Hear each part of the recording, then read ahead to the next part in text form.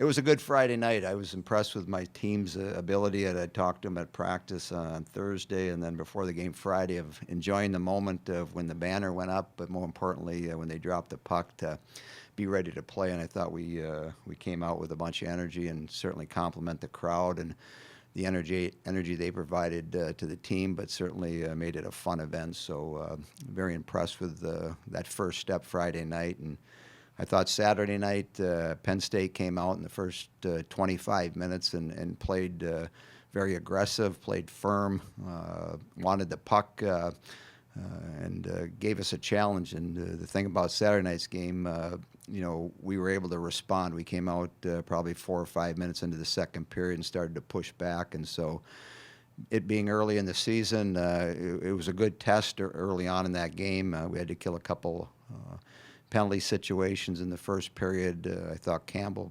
made some nice saves and got herself into the game and got some work in the first 25 minutes. And again, things early in the season you're looking for, and I like the way we responded Saturday night. And certainly this weekend going down to Columbus and playing Ohio State, smaller type ice sheet, things are going to be aggressive. Things are going to happen quickly. So we get a few days here to prep and get ourselves ready for which should be a very entertaining series. Questions for Coach Johnson? Todd? What usually makes the series with Ohio State entertaining? I mean, they've been pretty close lately, the matchups you've had with them. Yeah, the last several years, they play a much more aggressive style of play. They've got some players that can beat anybody in the country as far as goal production. They play with quite a bit of energy, and like I say, they really attack the puck in all areas of the ice. And if you're not ready to compete at that level, usually early parts of the game, you're going to spend a lot of time in your own defensive zone. So it's our ability to adjust to that in the next few days in practice. To me, the key is your ability to move the puck and do it quickly and communicate on the ice. And if you can do that, it alleviates some of the pressure. But it's a very competitive team. It goes back the last 6 or 8 or 9 games we've played against each other. Last year, in the playoffs up in Minneapolis, going, late in the game and finally capitalizing on a couple goals late in the game to win it. But, they're very competitive. They've got a good blue line. And like I say, they've got enough forwards up front to really hurt you. What do you feel about having that kind of test to open the league season? It'll be good. To me, games are important.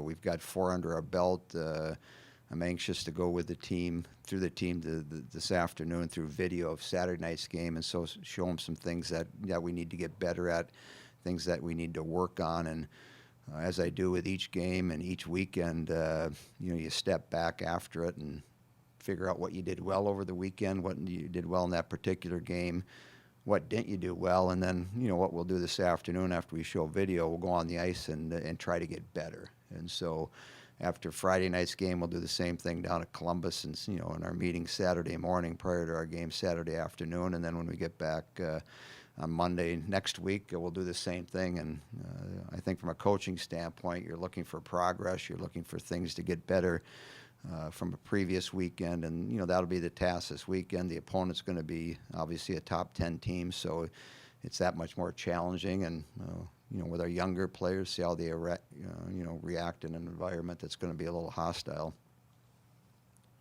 Brian? Great call. Thanks, Mark. Thank you. Your 2 freshman defensemen that have played so far, you had a couple good defensemen that departed from a year ago. How have they filled in, both Tegan and Shayla? I think they're growing. I mean, I think Shayla, each game seems to be a little more comfortable, a little more confident, keeps the game simple.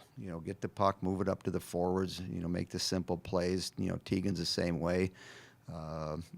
Every minute they can absorb of playing time is going to help with their experience, and it'll be interesting to see how they react this weekend, because I say they come at you fast. They're going to come at you real quick, and if you're a defenseman and you're hanging on to the puck, that's going to create problems for us. And so it's our ability to work on it here the next couple of days, but more importantly for them to get into some action and get an understanding. And so as we go down there, that first 8 or 10 minutes, that first period we play, our second period's got to be better because of the things we learned in the first period, because it's going to be tough to duplicate what we see this weekend in practice. We'll try to, but it's challenging to do that. When you get in the game and it's actually live, all of a sudden players, coach, I see what you're talking about, and then it's just making those adjustments within the game. But I'm anxious to see how they do. But I like what I've seen up to this point, and hopefully we'll continue down that path of getting better every weekend.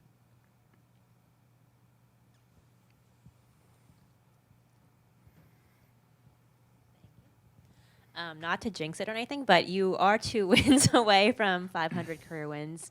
Did you ever think that when you first started coaching here that you would be the guy that would be the winningest coach in school history and in women's hockey history? I know you don't like to talk about yourself, but still. Yep, we'll probably leave it at that. I haven't thought about it. When I was watching video yesterday, that didn't enter my mind. And it's a fair question, obviously. It's something that comes up, but I'm in the moment. I've got some young players. It's early in the season, and my focus, as it was all day yesterday and early part of this morning, is trying to figure out what I can do at practice today to make them better. And so that becomes a focal point. And when you get done playing or when you get done coaching, then you have a little bit of time to reflect back on some of the things that you might have done to help a program or to help a team win. So